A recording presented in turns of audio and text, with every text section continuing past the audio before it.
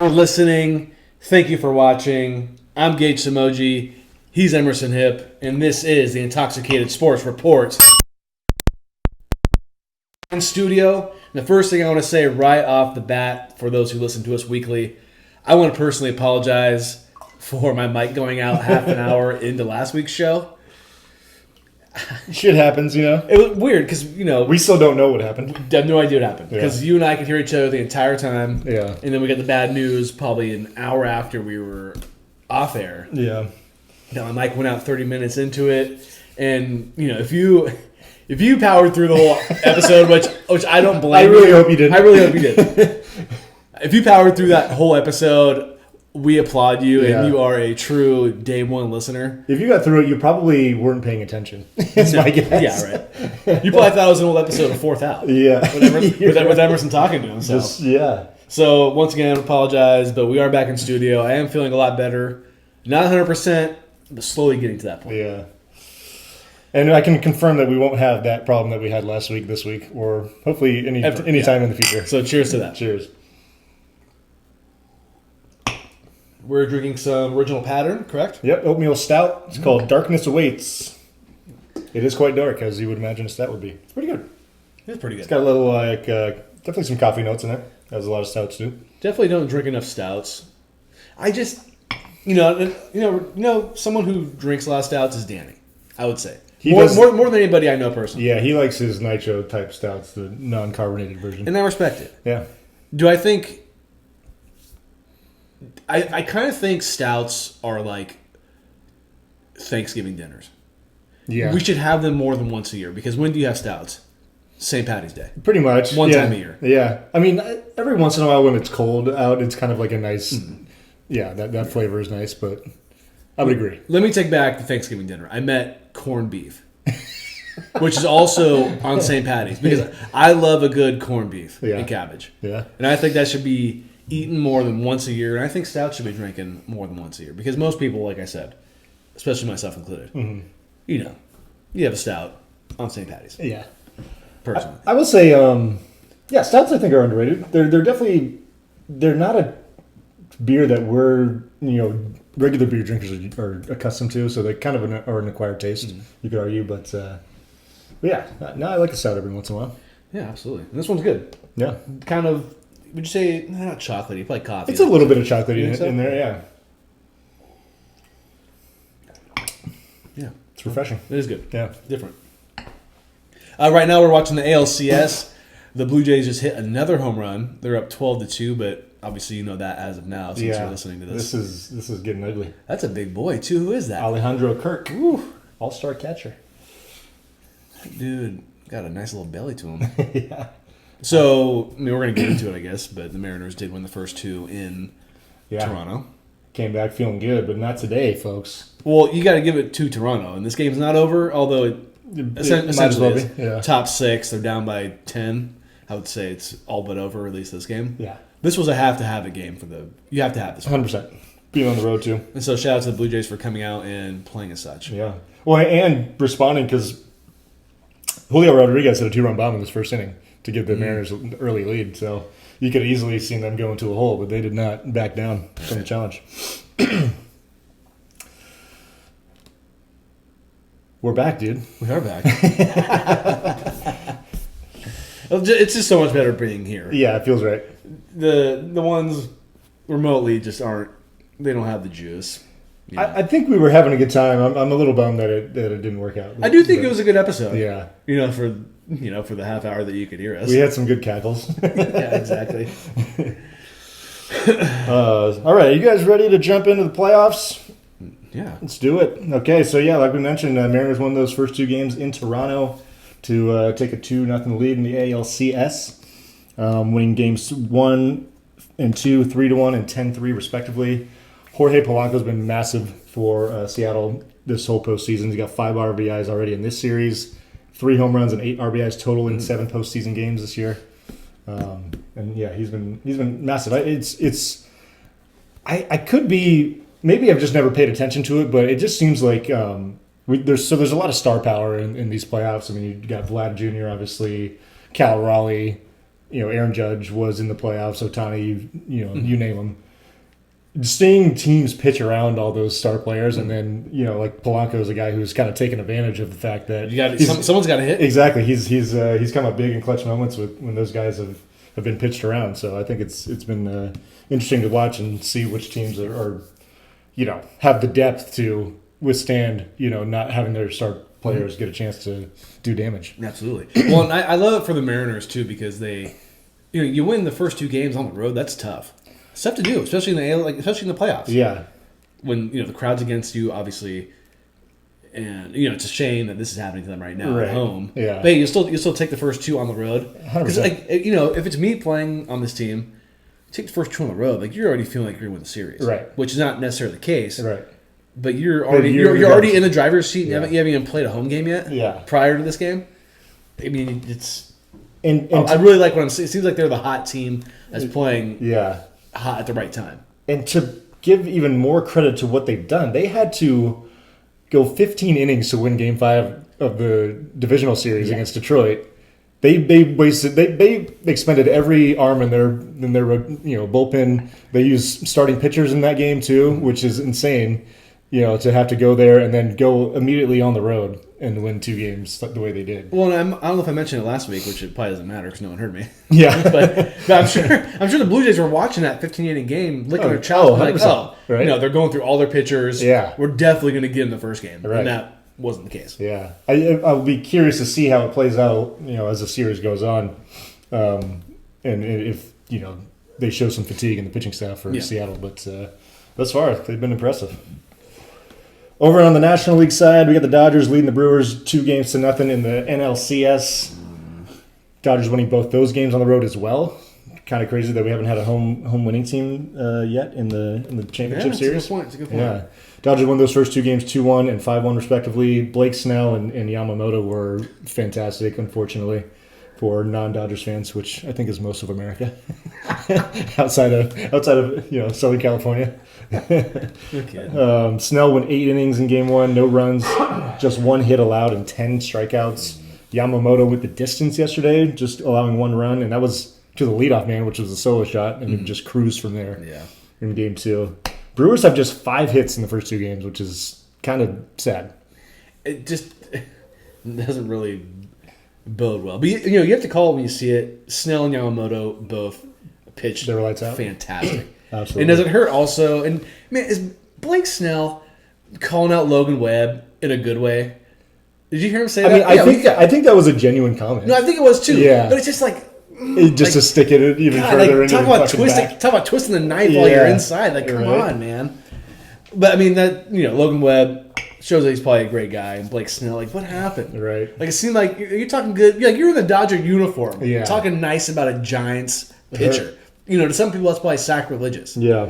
So I can't imagine things were that bad for him on the Giants. For him to say that, it just hurts. Like, keep my man's name out your mouth in the NLCS. Okay, I wouldn't want. I mean, the fact that's the closest the Giants have been to the NLCS in 10 plus years hurts. Yeah. Don't love it. I definitely threw up in my mouth a little bit when I heard that. But he pitched great. Yeah. He absolutely did. And also, we got to give Bryce Terang a little shit. I hate to just rub it in, but him not taking that hit by pitch to tie the game and then striking out on a fastball way above his fucking shoulders on the next pitch to win the game. Here's what I'll say. Never played a lick of baseball in my entire life. Did not. Yeah. The idea of a ball going, I would say, was that ball going 80 miles an hour at the least?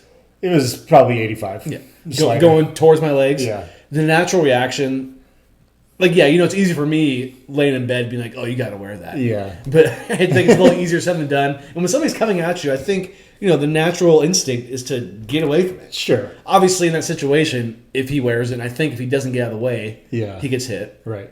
Tie game, completely different ball game. Wasn't the case. It's just kind of a bad look. Right. And I don't think people were giving him. I feel like that kind of wasn't, at least not that I heard or saw. People were giving him enough shit for that. I don't think. Yeah, I mean, I will. Or am I wrong? Did you hear anything differently about that? I mean, like that just kind of seemed like a little footnote in what could have been a way different ball game. I think not to say I'm high and mighty because I play baseball or anything, but like casual baseball fans are used to players getting out of the way of pitches, not trying to avoid being hit by a pitch. So I think maybe that got overlooked because of that. But I mean, I saw I saw like John Boy, who's a big baseball media outlet. They posted, it was a video of those two pitches, and they were like, I think Bryce Terang would like to have those two pitches back if he could. Sorry, go ahead. No, you're good. Go for it. It just seems like. So I think Bryce Terang, right? Terang, yeah.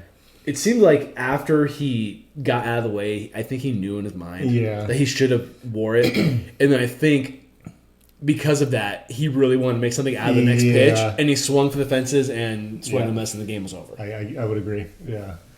I mean, it's funny, though, the philosophy, so like playing high school baseball and then like kind of knowing about college baseball a little bit, if you get out of the way of a pitch, you're getting called out by your coach. Like you're supposed to let. Really? Part of being a team player is taking one for the team. Okay. So, which makes sense. But it's funny because that philosophy changes so much when you get to Major League Baseball, and I kind of understand why, because it's a long season. The ball's going faster. Ball's going to be going faster, but long season, and it like is having to miss a few games for a hit by pitch really worth it. Whereas, like, but we're talking game one of the NLCS. I would agree. Well, that's where, like, how it's kind of tough to like have that mindset for 162 games, and then you change that philosophy come playoff time. But yeah, like what you're saying is how do you change that? Right. When you're preaching that all 162. Yeah. And you know that in your mind. Right. It's hard to change that in one game of the playoffs when you're used to not trying to do that. Exactly. And like, I'm never gonna say that. Oh, if a 100-mile-an-hour fastball is coming at your head, you shouldn't get out of the way of it. Well, that's different. But if a pitch is coming at you, like going to hit you in the shoulder or the lower body, you hang in there. That's just the style of baseball that I was used to coming up with. But I totally understand that the bumps and bruises throughout a long season are not really worth it. However, that situation definitely called for a hit by pitch if you're a Brewers fan. And we'll never know what the outcome would have been if hit by pitch, runner comes in. Dodgers, who knows? How they're playing, they probably would have won the game anyway. Right. But it's just, knowing what we know, it would have been nice to see him get hit by the pitch. Yeah. And I'm sure he thought that. Then I'm sure everyone thought that. All the fans of, I don't know why I'm blanking right now, the Brewers, are probably thinking the same thing. I'm sure he was too. Yeah. Maybe he got chewed out for it. Who knows? I kind of doubt it, because like if you're trying to win a series as a team, like in that clubhouse, you gotta be more. You can't like get on a guy for something like that. Yeah. You gotta be supportive and try to lift him back up. Do you think so? Game 3 in LA tomorrow. You have to have it for the Brewers. Yeah, I assume Ohtani's pitching, right? I think he is. Great. I mean, the Brewers have 5 hits in the series, and they're facing another guy that is virtually unhittable. So, great. Well, Ohtani, he hasn't been hitting the ball well. He has not been hitting well. Which is just so disgusting, because it doesn't matter if he hits the ball well. No. Well, they still keep winning. Yeah. And, like, the Dodgers, between Game 4 of the division series winning in a disgusting way against the Phillies, and then getting, so somewhat bailed out by the Brewers in Game 1, how sickening is this? Oh, it's disgusting. And I think we talk about it months ago, how didn't we kind of call this that the Dodgers are kind of just going to maybe not crawl, but slowly walk their way into the playoffs. And then once they get in the playoffs, they're going to be, okay, we're actually going to turn it on. And that part is not surprising at all. But the fact that we've gotten here, they're not even playing great offensively, and they're still finding ways to win games. Not surprising, but I think we would both agree they lost, or they didn't win as many games as we both anticipated. Right. Yeah. I thought they were going to get 100 at least. They had so many injuries and issues with their pitching this year, and of course, at the right time, they're figuring it out. Yeah. And you're not going to like this comp, but as a avid hate watcher, because that's all I have right now as a sports fan,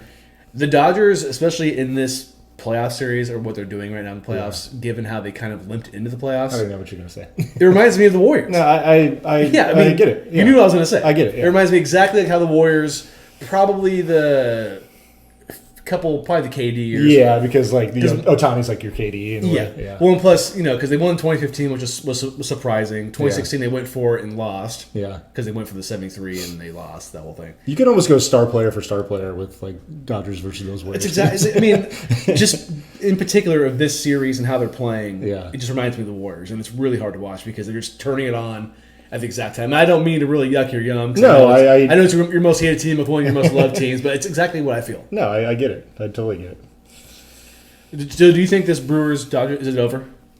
I did not think that this would be a sweep, but I could see it happening. Yeah. After the Brewers swept them in the regular season, it's just I knew that was going to mean nothing.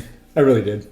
And not to say that say that they can't win this series, but it's not nothing. I mean, it's something that they beat them. Well, yeah, good for them. That's what it is. Yeah. I still think them. I mean, I know the playoffs are a whole different animal, but I do think the Brewers beating them that many times and not losing to them in the regular season is something. If I'm not mistaken, they played both those series within a span of a month, and it was like around the time the Dodgers were like really fucked with injuries, especially in the starting pitching staff. So I'm not to say that the Brewers shouldn't get any credit for those wins, but I think that should be noted at the very least. Yeah. All right, moving on to college football. Week 7 recap. Big upset in Eugene, Oregon.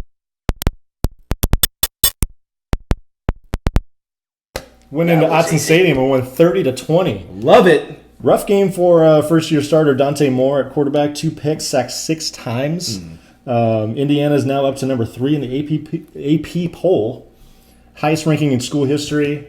I mean, Oregon they couldn't do anything offensively. Their only other touchdown was a pick 6. So Indiana, I mean, didn't even play a perfect game, and they still controlled most of that football game. Wow. So impressive win on the road for them. So, as everybody knows, I love seeing Oregon lose. Right. But with the new playoff format, especially only with one loss so far, it doesn't hit the same because it doesn't mean as much when they lose. Yeah. Because they can lose a few more and probably still make the playoff. They could probably afford one more loss, honestly. Okay. Two more, maybe. Yeah. Okay. Yeah. But still, I mean, it's just we text about it. I feel like every week with Nick. Yeah. Like Oregon, they need to lose eventually. I just need it. I need it. So that was. Yeah. I know Sal's sad because he's all of a sudden an Oregon fan, whatever. But it was just nice to see. It's also interesting now because we gave them a lot of credit for that win on the road against Penn State, which we're going to talk about more later. But that win doesn't look as good anymore. It might not. It may not be as impressive as we thought. Or maybe they were the reason for the demise. Also an argument. Also an argument. I'm just being that guy. Yeah, I get it. In the Red River rivalry, say that 12 times fast again. Texas. I always want to call this matchup Bedlam, but I know it's not. Yeah. Texas with the win over number 6 Oklahoma, 23-6. That was easy. Dominant second half from the Longhorns. Outscored Oklahoma 20-0 in the second half. John Mateer, Heisman hopeful, not so much anymore. Mm-hmm. Rough game. 3 picks, sacked 5 times in this one. Kind of seems like he should have sat. I agree, man. Or I guess they were leading at halftime, but still, it wasn't good really at all. I understand this is the game. Actually, the game is. Stop it. Don't get me riled up. Sorry, the game is Ohio State, Michigan, yes. Right? So I understand from Mateer's standpoint that this is the game you want to play. Yes. Because it's the biggest game of the year. I mean... And who knows if he's even going to play another college football season. So exactly. Yeah. Sometimes you got to let the macho man pride thing go. And if you... I mean, he must have been cleared and good enough to go, but it's just a bad look given that he didn't play a couple weeks prior to this, correct? Right. And then play and came back early from his injury. Yeah. Exactly, and then play this bad. Right. And honestly, I think the committee would have given Oklahoma a pass if they played their backup quarterback and they lost like this. But the fact that he played, I think, makes this even worse. But so you don't think they would give him the same pass knowing that he? I think they have to accept the fact that he played. So okay. I know what you're saying. Yeah, I know what you're saying, but I think they still he played. You think it's a little more cut and dry that he played and they lost a little bit. Okay. Yeah. No, I think that makes sense. Yeah. Yeah, because if Michael Hawkins wouldn't played and and shat the bed, it is what it is. But your backup. Yeah, it's your backup, and it's only one loss. Mm-hmm. So Oklahoma's not dead, but they need to. No, isn't that the first loss? It's their first loss, but they probably can only afford one more if they want to have aspirations of being in the playoff. Mm-hmm. So, yeah, tough one for them. I want to say, shout out to Dev, Texas fan. Love that. She was happy. Also, I want to give a shout out to Nick because him and his wife did go to the game, which is very fun. Yeah. And he was surprisingly not as pissed off as I thought. He made the joke saying that he wasn't hammered, which, that does change things. Right. But he didn't seem all doom and gloom. No. But he's also the biggest sports pessimist that I know by a long shot. He probably had bad feelings about it going in, maybe. It's the only way I could see him not being pissed off. Right. But Arch Manning, though, had one of the best games of his career. Yeah, I mean, statistically, it wasn't overwhelming, but he got the job done. He did what he had to do. I listened to some of this game on the radio, wasn't able to watch it, and even Dev was saying how Arch kind of showed up. He made some plays, yeah, definitely in that second half. And then when they got the lead, Texas defense just fucking killed Oklahoma. Well, for Texas, you gotta love beating Oklahoma. Yeah. Oh, it's the big game. Yeah. It was funny talking in that group chat and kind of chatting with Blake a little bit. And I kind of forgot the underdog in this game has won a lot recently. In this series, so maybe it's just a curse to be the favorite team. All I'm saying is, since Nick's been married, Oklahoma's lost to Texas twice. I mean, nothing to do with him being married, because I love his wife and I love him being married. Yeah. But it's just kind of a weird coincidence, isn't it? Yeah, it's only two. It's only two. If it's like 0-10, that'll be something. Yeah, we'll check in on their 10-year anniversary, right? Yeah, exactly. And if OU is 0-10 since then, then it's kind of a thing. Yeah. I'll even say 0-5 is kind of a thing. Yeah. What do you think about divorcing Aaron? Yeah. I'm totally kidding. I think he loves. He loves OU, but I think he loves his wife. I would hope so. Other big time scores from this weekend: number 1 Ohio State stays number 1 after beating Illinois 34-16. Also, Alabama beat number 14 Missouri 27-24, and a little bit of an upset: USC beating number 15 Michigan 31-13 at home. And the big news in the college football world: James Franklin fired by Penn State after a third straight loss. Yeah, 104-45 record over 12 seasons. I mean, which is I'm not good at math, but that seems like a pretty good record. Pretty good record over 12 seasons. And a lot of double-digit win seasons in that time too. He is still owed $49 million by Penn State, which is insane to fire someone with that much money left. So he's probably thinking, "Wait, I don't got to work, and you still owe me money." Right. I mean, that seems like a win-win. Yeah. I mean, he doesn't want to get fired. I'm sure he would have loved to have stayed at Penn State. Yeah. But things just didn't really work out towards the end. And was this kind of a quick trigger by Penn State to do this? I thought it was a little knee jerk, but fuck, man, yeah, that's pretty wild. I mean, Penn State, obviously they went to the semifinals in the playoffs last year, so that's big time for them in recent history. But they're not quite the powerhouse that they were, over the last, especially in before the turn of the century. Mm-hmm. But yeah, I mean, he's put together the best program they've had in quite a while. But not to mention that wasn't he the head coach after the Rick Pitino stuff, or not Rick Pitino? I always get him mixed up with Joe Paterno. Joe Paterno stuff. It was Bill O'Brien first, and then James Franklin. James Franklin pretty much brought them back from that terrible stuff. Tire fire before that with Sandusky. Yeah, I just. He didn't win many big games. I think he had 2 wins against top 10 opponents the whole time he was there, which, it's not going to get it done. No. But I was surprised that they fired him with that much money left on his contract. But, hey. But Penn State. Looking for a new voice. You still got to pay him at $49 million large. I saw this thing that there's 10 coaches in college football with a larger buyout left on their deal than him. Jeez. There was someone that was over $100 million. God. But I think it was a guy that was. I don't think it was Kirby Smart, but it was one of those high top echelon guys. Yeah. ACC update: Pitt ended up beating number 25 Florida State this past weekend, 34-31. Baby. Big win for the Panthers. Also, SMU, they crushed Stanford 34-10. Stanford's going to host Florida State this Saturday in Palo Alto. That's pretty cool. Probably the biggest game they've hosted in since joining the ACC. I would think. Yeah, I mean, Florida State's a pretty big. Yeah, I mean, Florida State's only 3-3 now, but I mean, I guess the brand. Yeah, it's a big brand to come to the farm because they haven't had Clemson yet. They haven't had Miami. Yeah, I would say so. Yeah, absolutely. Cal is going to be hosting North Carolina this Friday. Bill Belichick will be in town. Ooh. Go Bears! We'll get there in the picks. Da Bears. And we're sure that Belichick's gonna be the coach. Yes, I think so. Okay. He is disputing all the claims that of course looking for a buyout. Yeah, I'm sure he is. In his monotone voice. I gotta say, I was feeling pretty good about my bowl prediction when I was. I think it's very much on the table. There's still 8 games left of the season? 6? It's more like 5 or 6. Yeah, 6.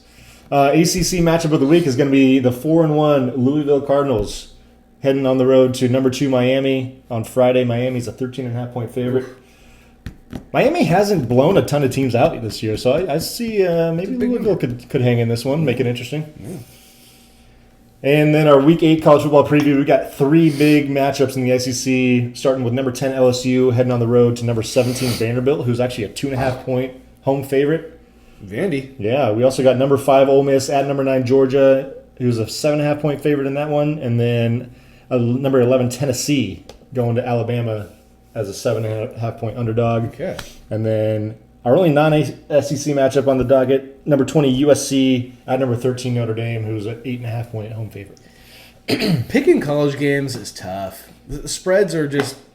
Yeah. Spreads are tough. I don't think I've been super successful on those picks, but I don't think I've gotten more than 3 college picks this year. I think you maybe only have 1. I think I do too. Yeah. I think I do too. But my luck is feeling a little better. Should we try to split this amber? Mm-hmm. American Amber Ale. Okay. Rich Mahogany. Shout out to Anchorman. Anchorman. Ron Burgundy. Well, Altamont makes good beer. They do. Speaking of, I think they're Oakland too, if I'm not mistaken. Let me see. Or maybe like Alameda? Livermore. Okay, Livermore. Close enough. More liver. East Bay. More liver. On to the National Football League. The New York Football Giants upset the Eagles 34-17. Cam Scatabo, whatever. 98 yards on the ground with 3 touchdowns. The hat trick. Good for him. Good bing bong. The Eagles were just 1 for 9 on third downs, while the Giants were 11 for 16. Yeah. Surprising. There's like... This is not breaking news, but cheers. Cheers. There's like a few formulas to win football games. Getting first downs? Being big plays are big. That's actually pretty good, huh? That is good. Yeah. Double take. Pretty smooth. Kind of has like a... If I close my eyes and I drank that, I would think it was an IPA. A little bit, yeah. It's got... Right? It is an amber ale, right? Yeah. Yeah. It's got that... I like that. Yeah. I was not expecting it to be that good. No. Yeah, so big plays, converting on third downs and extending drives is kind of the most traditional way in football these days. Because a lot of teams kind of play like that shell defense where they just just keep everything in front of them. Yeah. That's the traditional defense these days. Not turning the ball over, which we talk about a lot on this show. I think that's obviously the Eagles not being successful on third downs is a huge difference in this game. Mm-hmm. But shout out to Jackson Dart, got another big win. Yeah, those you dropped him in fantasy, didn't you? Yeah, I can't believe I won this week. Shout out to you. Yeah, I didn't going into Monday night. I believe I had a 7% chance of winning. Damn, and you won. I won. Yeah. Taylor kind of I mean, he should have beat me by 20. I beat him by it was like 3. Yeah. Shout out Drake London, my boy. So after this game and after how have the Giants won 2 in a row now? 2 out of 3. 2 out of 3 because they lost to the Saints. Seeing the Jackson Dart and Cam Scatabo combination, the rookie quarterback, rookie running back combination. Yeah. It really reminds me, and they're not going to win as many games as these 2 guys, but it reminds me of Dak and Zeke in 2016. Both being rookies. Yeah. Dart was drafted way higher than Dak, whatever, that kind of thing. They're definitely a poor man's version. I would say that. I mean, the Giants are going to win 13 games and get the 1 seed. Hate to break it to him. Yeah. But it kind of reminds me of the kind of changing of the guard, maybe better things to come for the Giants. I'm not sure if I believe in the whole Scadaboo thing. I think this might kind of be... Could be flash in the pan. A little flash in the pan. I think Jackson Dart is good. Yeah. I think Jackson Dart could be there for longer than Cam Scadaboo. Yeah, I think... It's reminiscent of that because they both are rookies kind of going through this together. Yeah. I'm not as bullish maybe as you, but I do think there's something there. And could be a job saver for Brian Dable. Absolutely. Because there was the situation in that game where Jackson Dart, who kind of seems like he goes in the blue tent pretty often. I think he needs to learn how to be more discreet and just not get hurt. Like save yourself. Yeah, they have been. I mean, he's put his body in harm's way quite a bit. I mean, Cam Scadaboo, he's built for that. He chews on crayons. Yeah. He's that kind of a guy. You know what I mean? But I saw Brian Daboll. It was when Russell Wilson went out for a couple snaps and it just didn't go well, and everyone started booing him. And you saw Daboll trying to borderline go in the blue tent and be like, "Do we pull him out? We need you out here." So you can tell Daboll is you said, it's probably his job's in the line. Oh yeah. But I think he knows the situation, knows that it's just kind of like this, like a spark is going on enough for the New York Giants. No, his sense of urgency is there for sure. There's no question about it. On to can't even get it going yet. The Panthers beat the Cowboys 30-27. Former Cowboy Rico Dowdle, 239 yards from scrimmage. He, from what I watched, I didn't watch the entire game, but he torched the Cowboys. Yeah. The Cowboys ran for just 31 yards on 19 carries. It's the fourth time allowing 30 points this season for the Cowboys. Yeah. The defense is literal ass. I mean, they it's Swiss cheese. Do you know who the defensive coordinator is for the Cowboys? Matt Eberpuss. Why is he even in the league right now? That's Jerry's boy. He said he would go into the. What did he say? I really want to hear what you're going to say. He's like, that's who I want the foxhole with me. Did he say that? He did. About Eberflus? Not Eberflus. He's not even the head coach. You might as well made him the head coach. You going to foxhole for Eberflus? The whole Jerry Jones charade is getting way too much for me. It's just becoming a joke. I honestly literally was watching Sports Center last night and his dumbass face came on the screen and I flipped it off. I'm tired of it. This is all a joke. This is all like a Broadway show that sucks that nobody goes to. Yeah. That's what it is. I feel bad for him because at this point... Who do you feel bad for? Jerry. Because, no, do not feel bad for that man. Well, here's why. Because at this point, the media outlets are just making fun of him. Oh. Because, granted, he's feeding them, Well, it seems like... Is it getting to the point where he's doing this on purpose for that? I think he might just be that far gone yeah. Which is why I feel bad for him. Yeah. I just saw his birthday last week. Good. Another year closer to. I'm not gonna be that kind of a guy, but yeah, you're just 1 year older is all I gotta say. 1 year older. Yeah, yeah. Their recipe for success is the opposite of what you would want it to be. Yeah. So, like I said last week, and I don't know if anybody heard me say it, I knew it would be a trap game for the Cowboys. Yeah, we both kind of felt that way, and I was not shocked at this score. Although Dak, Sal had to put me in check a little bit. Dak did play good. Yeah. He played pretty well. Yeah, threw 3 touchdown passes, I believe. You can only do so much in the defense is just about as bad as Martin Jones was for the Sharks. That's all I'm saying. Swiss cheese. Yeah. And make things even worse for the Cowboys, they have to play the Commanders, which I know they have not played well, but division games, I don't feel good about it. Yeah. And the Cowboys... I can see that being high scoring. It's just... They suck. Well, they suck on defense. I would bet the over in that one. It's probably going to be 55, but I'd still bet the over. The Cowboys will probably score 30 and give up 30. Yeah. Which is what they've done plenty of times this season. Yep. Yeah, that's all we need to say about the Cowboys. The Buccaneers, they beat your Niners 30-19. Unfortunately for you guys, the injuries continue to pile up. Fred Warner left Sunday's game in the first half with a dislocated ankle and will be out for the rest of the season. And off the rip, I do not like this. Yeah. As much as I want the demise of the Niners, always, I don't want it to be done this way. Yeah. It sucks. This guy is arguably your best defensive player and arguably your best player on the team regardless. Yeah. I would agree with both those statements. I always say that he's fake tough, yada, yada, but, hearing him in interviews and seeing how he is on the field, he really does seem like he's a genuine guy. Yeah, and I it sucks think to see him go down. He's only missed, I believe, one game in his career, his 8-year career. Isn't that crazy? And now he has to miss the rest of the season. But luckily, from what I've heard, is he should be ready. All things go well by week 1 next year. Right. I think, assuming surgery goes well and all that and recovery, like he should be good to go for training camp. So, yeah, it's definitely a gut punch. Losing Bosa is one thing. Like Bosa's a game wrecker, but you would like to think that either the Niners were going to go and try and replace him via trade or try and figure things out. With different blitz packages and whatnot. Yeah. But Fred Warner he's the quarterback of the defense. He's irreplaceable. Yeah, he's quarterback. He's the leader of the whole defense. However you want to classify it. He's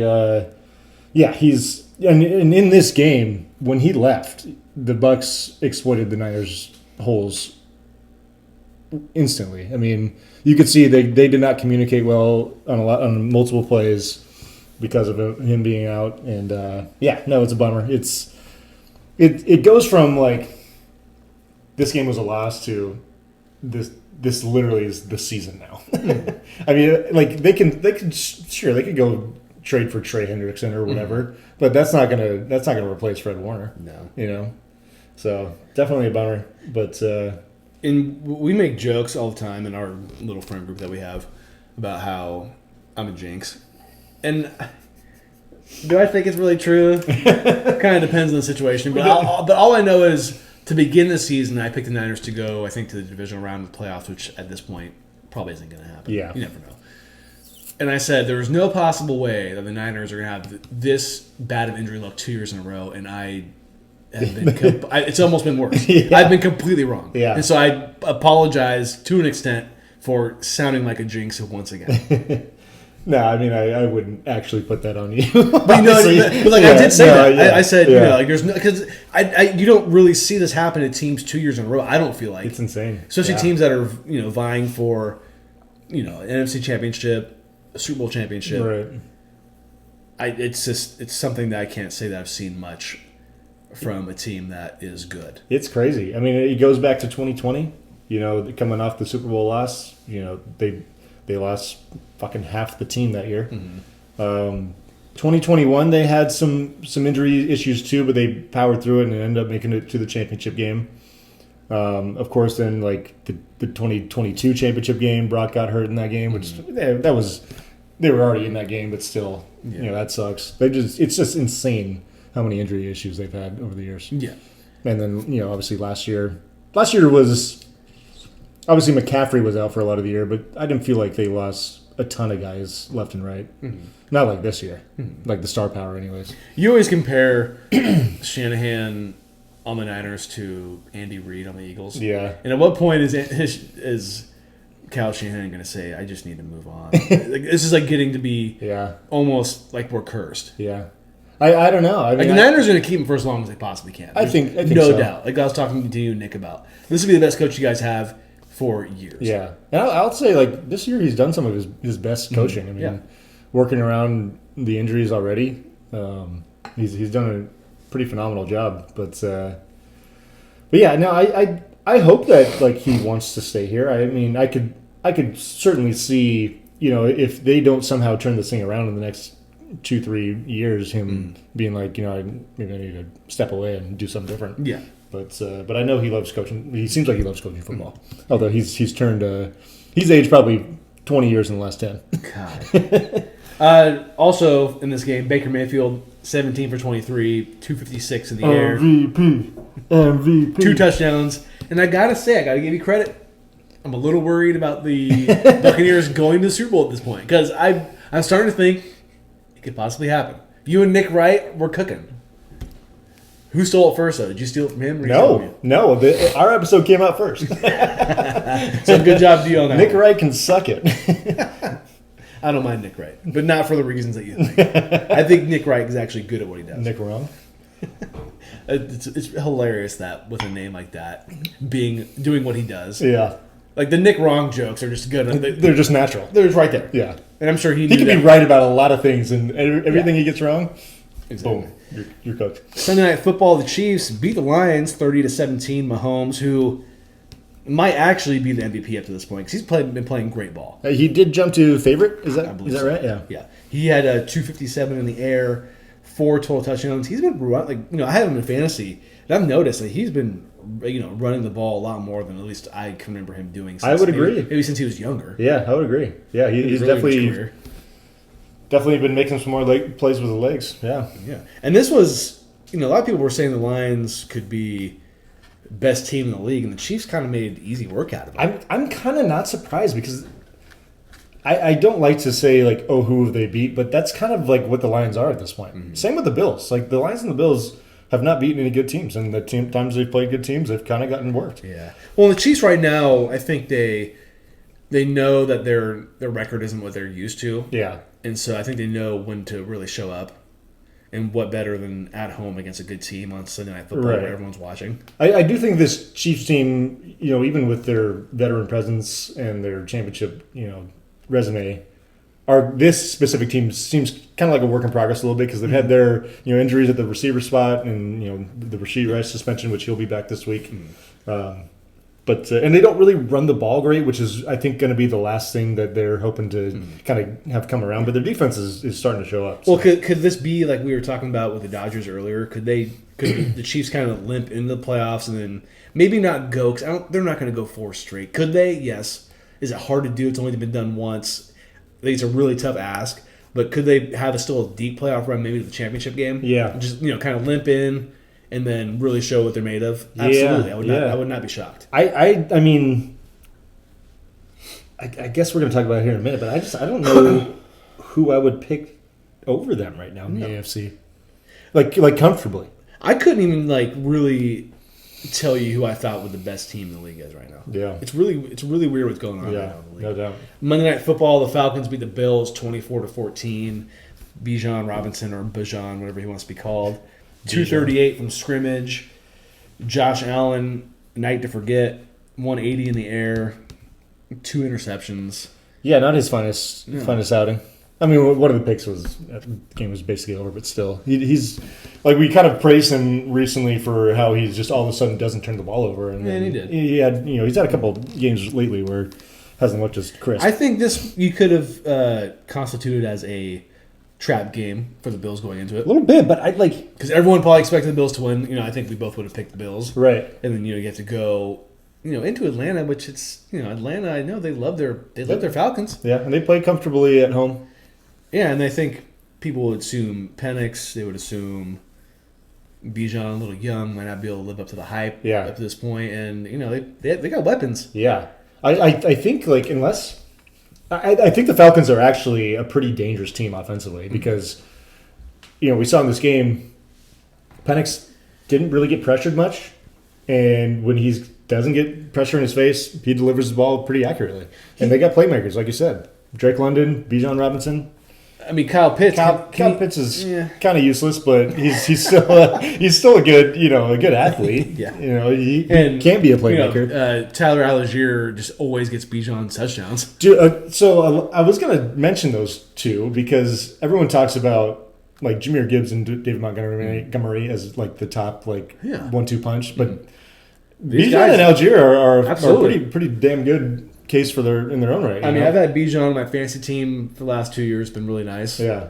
But it seems like when I'm watching, Algier is the one getting the touchdowns. Yeah. I think he scored 3 this year. Yeah. I've been watching him put up points on my fantasy. Exactly. Well, because it's hard for you because I'm never going to start him. You're never going to start him, but he will have those occasional games where he gets the touchdown. Right. Where you think Bijan might. But Algier is more of the, it's like you said with the Lions. Yeah. Montgomery is more of the Algier and Gibbs is more of the Bijan. Right. And I get it from a fantasy standpoint, it sucks, but as a coaching standpoint, it makes sense because you want the guy that can really get into the end zone, right? And you have the finesse guy who's probably who's the better player, does everything else, right? Who can get you to that point. Yeah. Well, all of a sudden, the Mariners want back to back home runs. Cal Raleigh, useless home run. Just looks nice on the stat sheet, though. Mm-hmm. But yeah, the Falcons, I actually think they're better than most people are giving them credit for. I'm definitely sleeping on them a little bit. I mean, it's hard because they got shelled by the fucking Panthers 30-0 a few weeks ago, and they're they've been.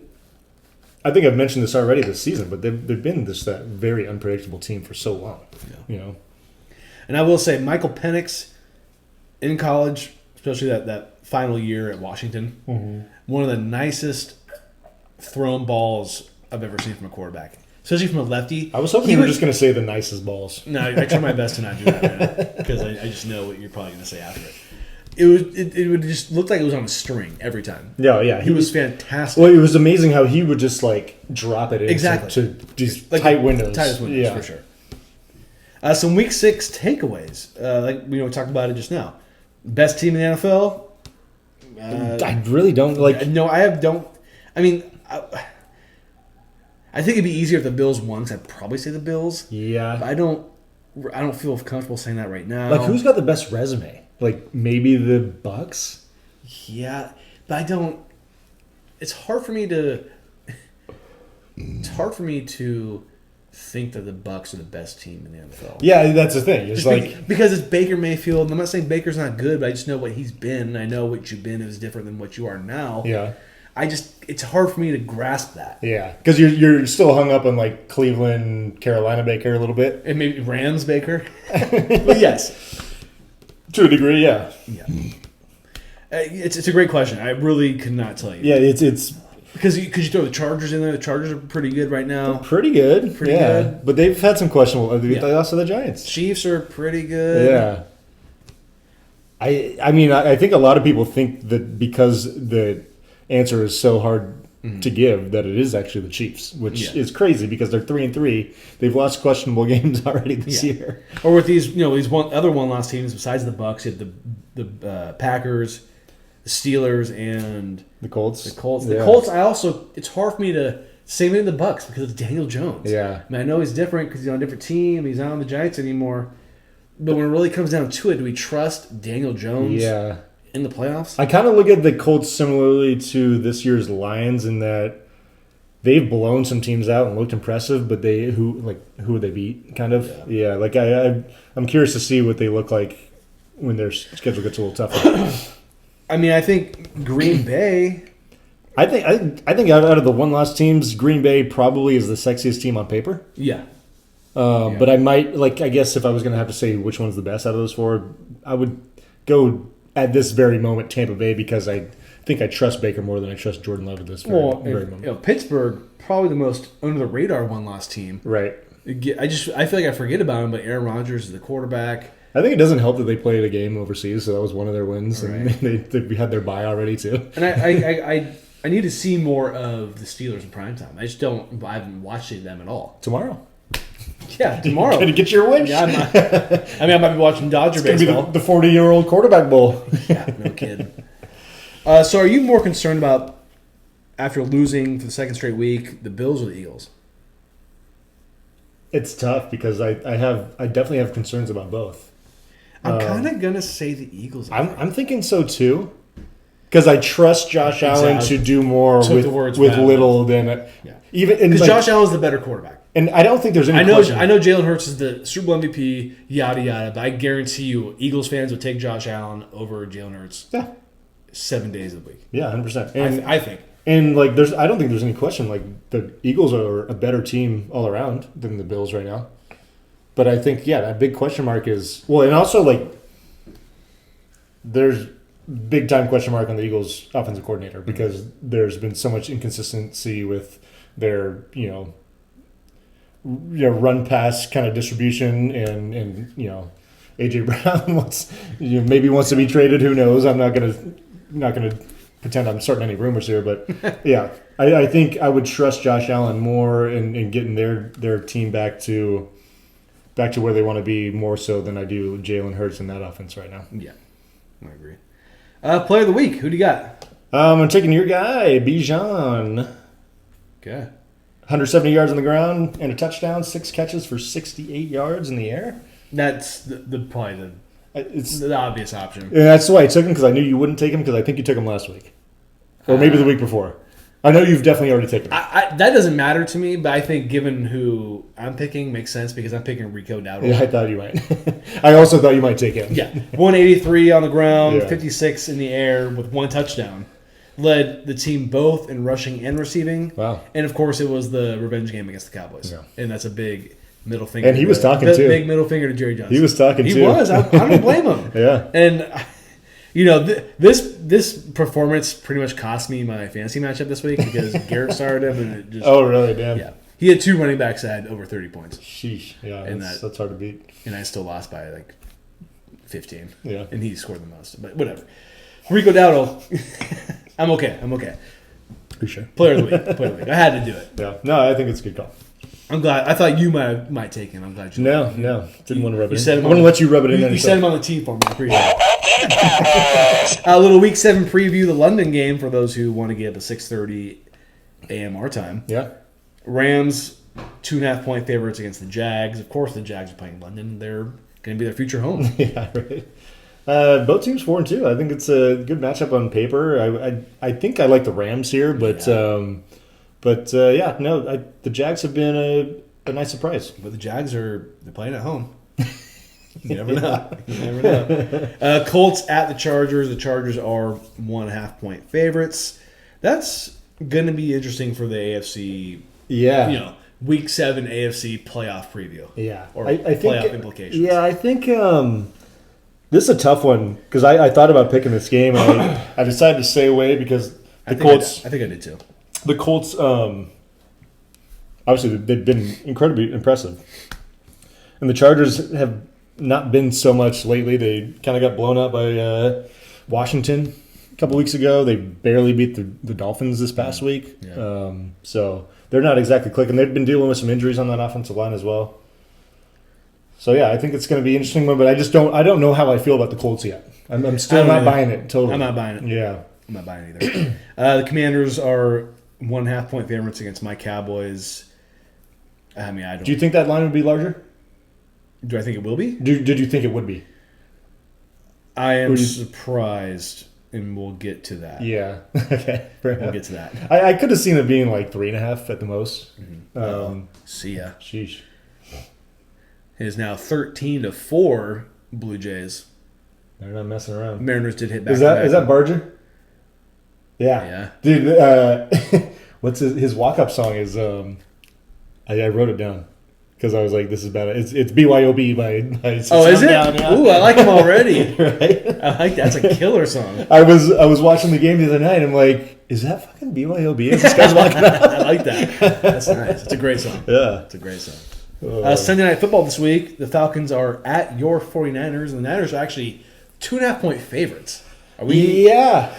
We surprised? I think going back to my point about like the Falcons play pretty comfortably at home. They're not. I think when they played Carolina, got lost 30-0. That was in Carolina, so I think that's probably a factor in this line. Even with the Niners injuries. Are the Niners getting 2.5 strictly because of Kyle Shanahan? In the way I think he's part of that, but I think it's the fact that the Falcons are not maybe the best road team. Yeah. So yeah, I think both of those would be. I think it's a. I didn't pick this game.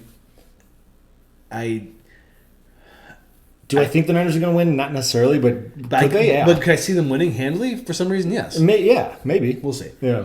I hope Bijan Robinson has another game like last week. That's why I don't feel good about this. Is because like. The Falcons could just lean into the run game, and I think they could, even if the Niners try and stop it, they haven't been good at it this year. Bijan, to me, right now, the way he's playing, he's kind of like a baby McCaffrey. I think he could be way better than McCaffrey. Well, honestly. I'm going to pay my respects to Christian McCaffrey. No, I get what you're saying, yeah. But when I see Bijan play, and the way the Falcons have him line up in the backfield, like almost as a receiver, just reminds me of like what McCaffrey does. Yeah. Do I think Bijan could be a better player overall in his career than McCaffrey later on down the line? Yeah. It's kind of like, I'm not trying to toot his horn too big, but kind of got like borderline physical Barry Sanders vibes. Like maybe not as shifty. Maybe like Marshall Faulk. But close. Yeah, maybe so. Marshall Faulk. But not. I mean, he does get involved in receiving game. Maybe not to that degree, though. Yeah. But yeah, no, that's why I'm comparing him to McCaffrey because of the receiving game. Right. Not to say, I mean, I didn't see Barry Sanders play, and I hardly ever saw Marshall Faulk play. But based off the highlights I've seen, it seems like to me he'd be more of a Marshall Faulk kind of prototype. Sure, yeah. Just to be able to do both. And Monday Night Football, another good matchup. Buccaneers at the Lions. Lions are 5.5-point favorites. That's a big line. I wanted to jump on the Bucs big time, but I was like, you know what? Scared. Yeah. The Lions at home could be, and like, if the Lions won by a touchdown, that wouldn't be like shocking. And I was like, I just don't want to mess with that. That's good. That's a good matchup. Yeah, it should be fun. Yeah. Get an NFC title game potential preview there. On to our picks.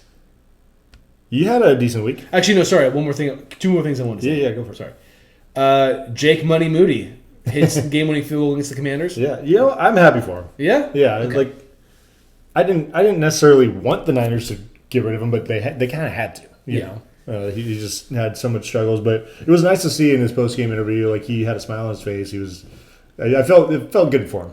Yeah, He's just kind of a weird dude. But no, I'm happy. He's a kicker. Yeah, sure. He's like a left-handed pitcher. They're all odd. Last thing I want to mention was the Titans fired Brian Callahan. Was he on your shit list? Your fired list? Whoa! Was he? I think he was. Was he not? Time out. I'm really glad I reminded you on this. Fuck, I didn't even think about that. Where are First head coach to be fired this season in the NFL. I thought it was going to be Mike McDaniel, which is coming up. I think it's close. All right, what is survey says? No? Oh, man. But it kind of sucks for him because he gets this new quarterback, number one pick, and then he gets canned. That is why I did not have him on there. This is only his second season. Yeah. But it has not gone well. There's no question about it. I just remember this like when I first got here, and I wrote in my notes. I had really it in my notes. I thought you had it. I had it in my notes. I forgot to put it on the okay, yeah. So thank you. Well, no, I remember because I thought it was on there, so I wanted to celebrate with you. But man, so how many guys are on that list? I think it was 5 or 6. Let's see. Damn. And you didn't have. I had 5, yeah. So I did Mike McDaniel will get fired in season, and then I had Shane Steichen, who's not going to get fired because the Colts are 5-1. Yeah. Kevin Stefanski, who, I think I said that he shouldn't get fired, but he could because the Browns suck. Mm-hmm. Brian Dable's on there, and then Brian Schottenheimer. I think Dable. I don't think Schottenheimer's getting fired, but Dable could if it doesn't get better. I think Mike McDaniel, the in season specifically, you're cooking with that right now. Yeah, I think that's going to happen. I think it's going to happen soon. Yeah, because they're 1-5 now. Yeah. Picks. Dun, dun, dun, dun. I know I did pretty well. Yeah, you went 2-1 plus $400. That was easy. Scored on New England against New Orleans and Pittsburgh against Cleveland. And once again, my college pick cannot hit. It's because you don't pick the Cyclones, dog. Do you want a beer? Yes. Which one do you want? I don't know. I kind of want to try that. Do you want to go halvesies on the bear? Yeah, sure. All right.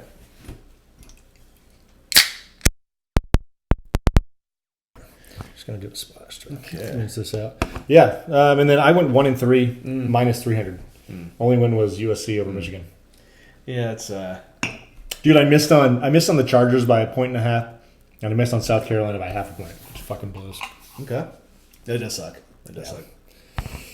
So who do you got this week? So I'm going with 2 college games, 2 NFL games. My college games, I'm picking a couple SEC matchups that we're already mentioned. I'm taking Georgia minus 7.5 at home versus Ole Miss, and I just think it's time for Ole Miss's demise. It's just they're due. They've been cute, they've been fun, but it's time for them to fall apart. Do we think James knows that the Dodgers and Ole Miss are both good at the same time right now? I'm going to say he knows. I don't think he thinks about them together, but I think he knows. He knows more about Ole Miss, but I don't even think he watches Dodger games. Probably not. Which is just like, dude, like this is like the golden era of being a Dodger fan.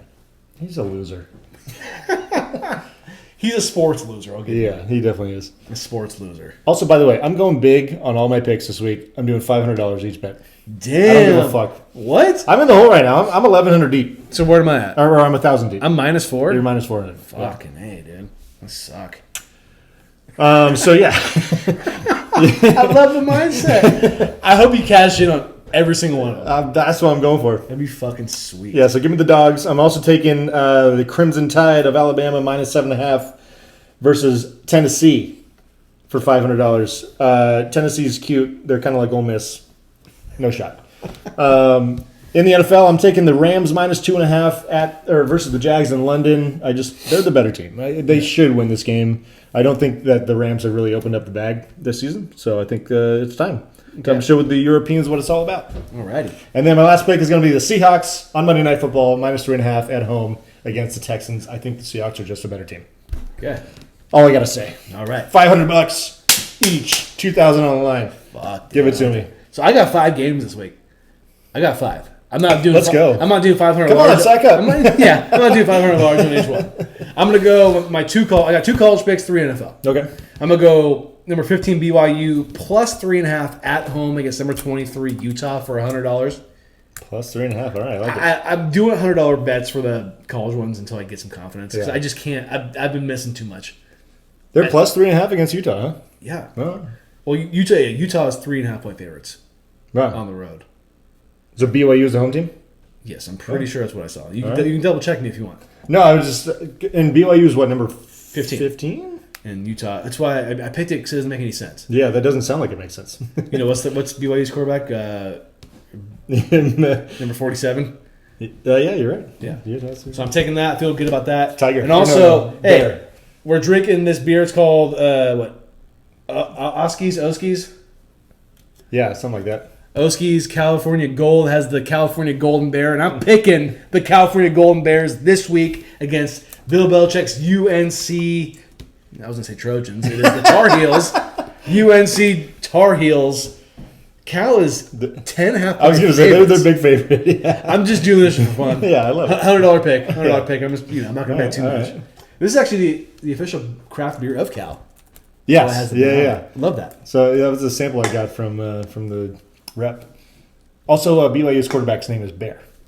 If you want It's to, like Bear Bachmeier. Bear Bachmeier. Yeah, we were talking about that. Yeah. My NFL picks. I'm going the Steelers minus 4.5 at the Bengals tomorrow night for $200. Okay. It was 5.5, went down a point, so I'll take that point. I bet you will. Yeah. The next game, I'm going Commanders 1.5 point favorites in Arlington. Yeah. Against the Cowboys. I'm doing 200 on that.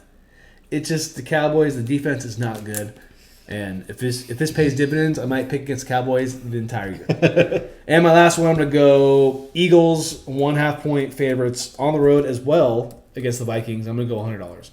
I think the Eagles kind of need to figure it out, but I'm not willing to bet that much on it. Yeah. No, I agree. So I got a total of $200, $400, $500, $600, $700. I'm not big dick swinging like you are over here, but this is what I'm betting. Yeah, sorry. Cheers. Picks are in, baby. Go Bears. Really wish, and I think it's bad on Cal's part, that this game is on Friday.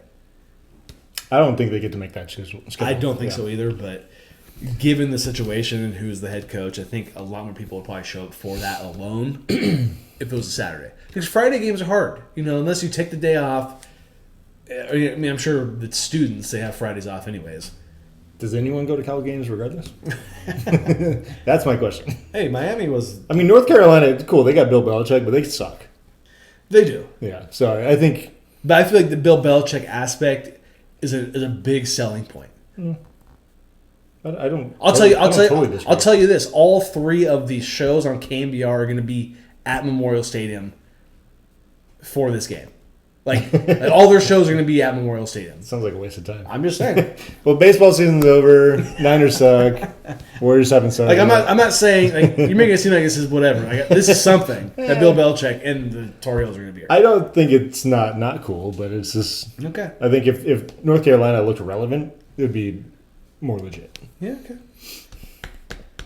And that's the picks. And it's time for... Last call. That was easy. We have some NBA predictions next week. Are you ready? I'm not, but I can figure it out. I love predicting because I'm so good at it. The season begins next Tuesday, so by the time we have our next show, the season will have already started, but we can only do what we can, so deal with it. Yeah. Warriors play the Lakers. Rockets play the Thunder opening night. No LeBron for the Lakers. He should just retire. So does that mean my bold predictions officially toast? Your coach. Next Wednesday? Yeah. All right. Bring out the Malort. Yeah. Well, actually, maybe not, because he hasn't technically played yet. You're right. We'll wait till he plays first game, then it'll be... Thank you. Appreciate it. sayonara. Rockets Thunder. That'll be a nice little. Ooh, I kind of like this. Kevin Durant going back to OKC when OKC's dropping the banner. There's a lot going on here. Lots going on. I like this. Yeah. I like you doing a little Mr. Miyagi too, like that. I like that. It's nice. Wax on, wax off. I didn't even think about that. They say, Thunder playing the Rockets. KD got to come see us finally raise a banner here. Something that you couldn't do with us. Suck it. Something that you've done, but not with us. Yeah, suck it. You lost in 5 to Yeah. the Heat. And then you left us for the Warriors. You left us for the Warriors. Bitch. They won 2 championships that no one even gives you credit for. I love the pettiness here. Oh, dude. It is I live for this. primo. I love it. I might have to wear my champ shirt again. Actually, no, I'll have to watch it because I wore it. I'll be wearing Dubs gear. Break out my Kevin Durant jersey that I don't have. Right. Shout out to the Las Vegas Aces, WNBA champs, 3rd time in 4 years. Asia Wilson, once again, the finals MVP. And they pulled up a sweep against Phoenix. You know, I'm glad you mentioned this because I was going to mention this in the news category because I thought it was, it's good news. We don't do news anymore. That's true.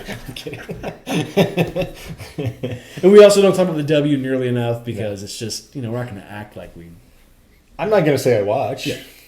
but good for them. But yes, Aces, 3rd championship in 4 years. Asia Wilson wins finals MVP. So this season alone, Asia Wilson, who was, I believe, named Asia after the Steely Dan album Asia. Ooh, Yeah. I like. Also, my coworker is named Asia, and I asked her today, do you know the album Asia by Steely Dan? She's like, yeah, I was named after it. No shit. I was like, sick. That's tough. Sick. I love Steely Dan.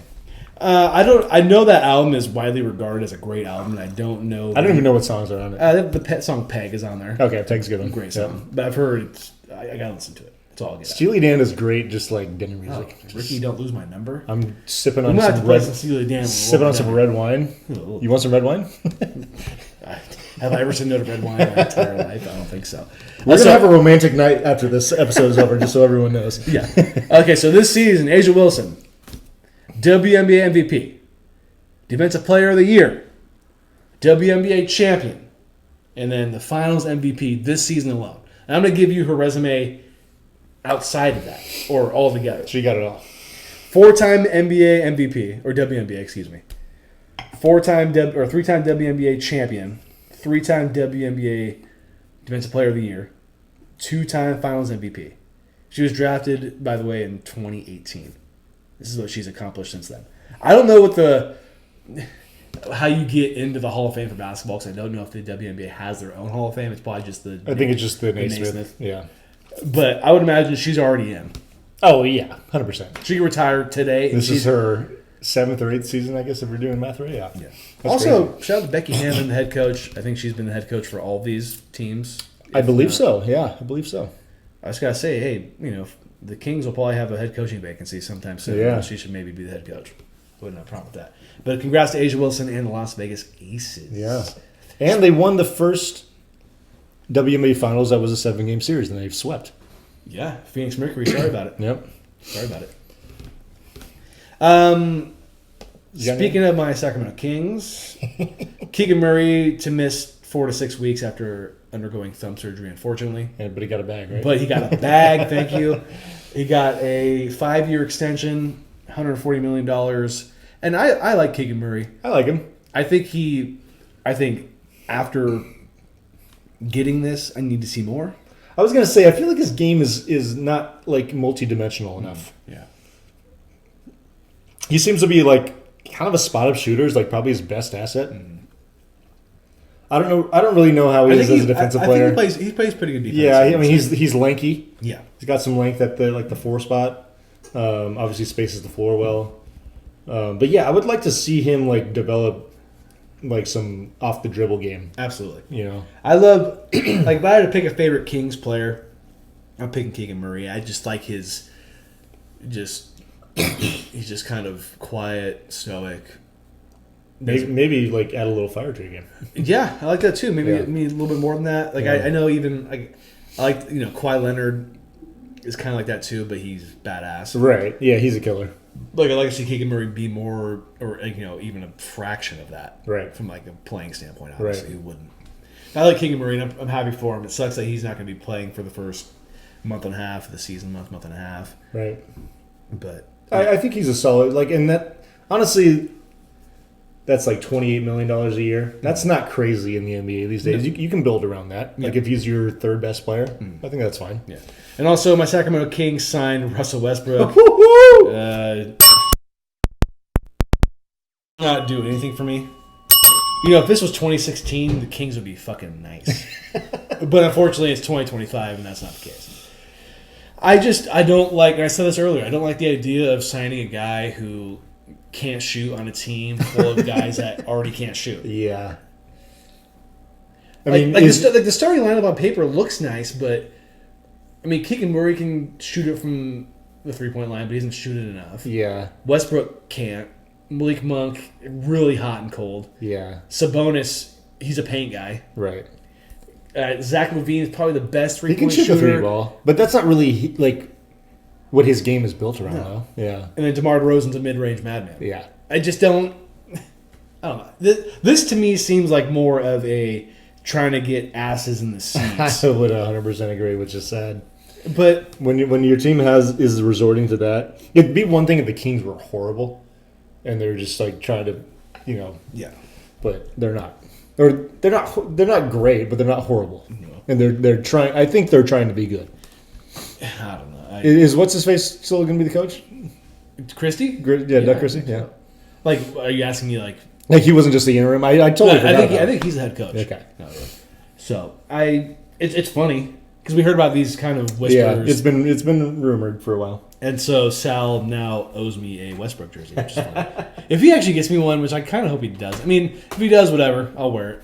But it'd be hilarious. It would. Because Sal obviously loves Westbrook. Yeah. And I would want to go to a Kings game. I've been saying this for years. Yeah. And I'm sure he wants to go now so we can rock his Thunder Westbrook jersey there. Right. Which would be hilarious.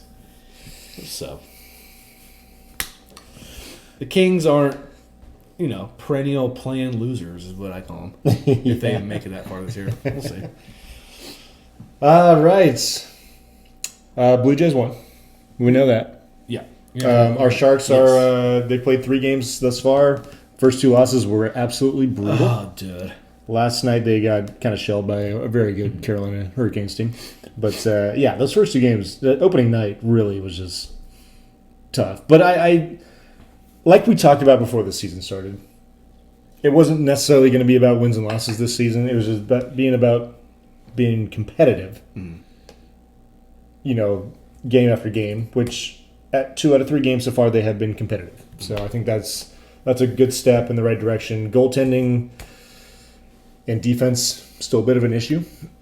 So that's going to be. I think that's the next step of getting this team to be a playoff contending team. But yeah, no, it's not all bad in Sharks land. You gotta get it's like embrace the suck. Yep. You have to, because they're hopefully in like 2 or 3 years they're pretty good. I hope this is the last time that they're like we're thinking of them as like a team that's going to maybe have a chance at the first pick. Yeah. I do believe that is very possibly going to be the case. One last thing I want to mention: a little Manning family tree names. If that makes any sense. So Archie, Arch, Eli, Cooper. Yeah. Well, yes, exactly. But, so watching a commercial with Arch Manning and his dad, it was like a glasses commercial. You've probably seen it before. Okay. So Arch Manning's full name: Archibald Charles Manning. Okay. His dad, Cooper Archibald Manning. So there's the Arch and the Arch. Okay. Archie Manning, who is the grandfather of Arch and the dad of Cooper, his full name is Elisha Archibald Manning III. Elisha with an E. Oh, like Eli? Yeah, and so that's what I'm getting at. So Eli Manning, who is the uncle of Arch, the brother of Cooper, the son of Archie, his name is Elisha Nelson Manning. I had no idea. Elisha. This is how, unless I'm saying it wrong, that's how it's spelled. Elisha. That is Eli Manning and Archie Manning's name, and which makes sense why he goes by Eli, which I don't think. I mean, it probably was the intention. Probably was the intention. Yeah. Yes, but it's just interesting. 'Cause I had no. Like I thought Archie Manning's the OG. It was Archie or Archibald. Yeah, or Archibald. Yes. Yeah. No idea that it was Arch or Elisha. Did you know that? Where'd Peyton come from then? Peyton has no relation to any of this. Could have been like a great. Yeah, I think Peyton. I didn't even add it because I thought there was nothing to do with it. But that is funny. Peyton Manning's name is Peyton Williams Manning, which has no correlation with any of these names I just said. And he's the best of all. No wonder. Yeah. I kind of went down this rabbit hole of all the names. They all are kind of connected. That's pretty hilarious. You have Archibald for Arch. You have Cooper Archibald. You have Alicia Archibald, and you have Alicia Nelson Manning. Were there any sisters? Oh, I didn't go that deep. Was there Alicia with an A? Oh, I don't know. Okay. I'm totally fucking around. But you know what I mean? Like, isn't that, it is wild. I had no idea. They just interchanged two names between three people. Yeah, exactly. And I had no idea Eli Manning's name was Alicia. It's fucking wild. I mean, I guess I just thought Eli. He had to have caught a lot of shit. Oh, dude, there's a reason why he goes by Eli. Yeah. Does anybody else know this? Please let us know. Yeah. Does anybody else know that Eli Manning's is Alicia? Because that's how it's spelled. So that's probably how you'd say it, right? Elisha. Elisha. But like, how do you? Or is it supposed to be Elijah? No, I think it would be Elisha. What's the typical long form of Eli? Is it just Eli? Because there's like Christopher, or you say Chris. So I'm gonna go. I guess it would be Elijah would be normal for Eli, right? Or Elliot? No. I'm just trying to find the. I'm trying to find the pronunciation of it. No, I get it. Because it could be Elijah. That make more sense. I think Elijah would have the H at the end, maybe. I could be totally wrong.